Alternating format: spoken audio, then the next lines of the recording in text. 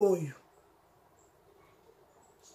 batalisi yo caractère na yo esengeli na yo obanda ko plier ba genou na yo batalisi yo caractère na yo ozali un jeune lion ozali lionne batalisi yo ete bokonze kolongwa kati na yo te ndenge moko eza na maboko ya Jésus parce que tango yo oza na maboko ya Jésus okotika libela mwana nzambe pe grâce wana faveur wana prophétie wana ekozala likolo na yo bien-aimé tika nzambe alola amona yo apambola yo asala yo bolamu kangama na Yesu linga Jésus de Nazareth pesa bomoi na yo na Jésus.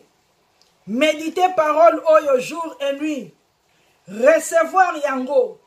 Sala lokola papa Jacob. Impose ta main sur tes enfants. Déclare. Ata oke ko imposer bango physique boite mais na prière na yo ozako déclarer. Bana nangai baza lokola Juda.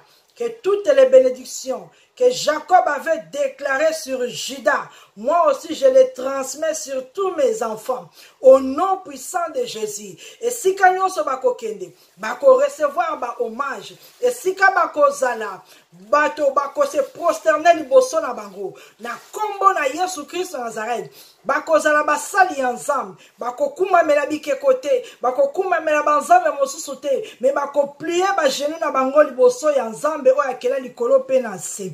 Oh, tangu bakolala, tangu bazala repos, tangu bayebi eloko te, esprit na bango ezala fort, esprit na bango ezala puissant, bako dominer na moi na butu.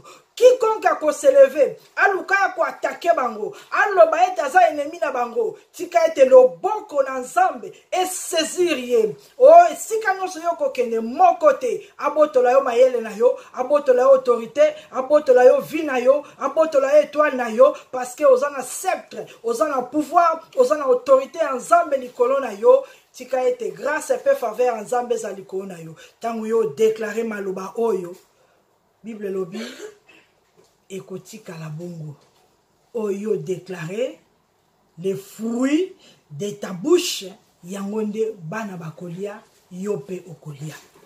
Tika nzambe alola apambola mabota nyonso balandi biso partager pe message oyo ekomela bandeko nyonso déclarer maloba oyo na ndaku na yo na misala na yo na libota na yo okomona grâce ya nzambe nalingi bino mingi. Na kombo na Yesu Christ Nazareth. Bye bye. Merci beaucoup. Shalom.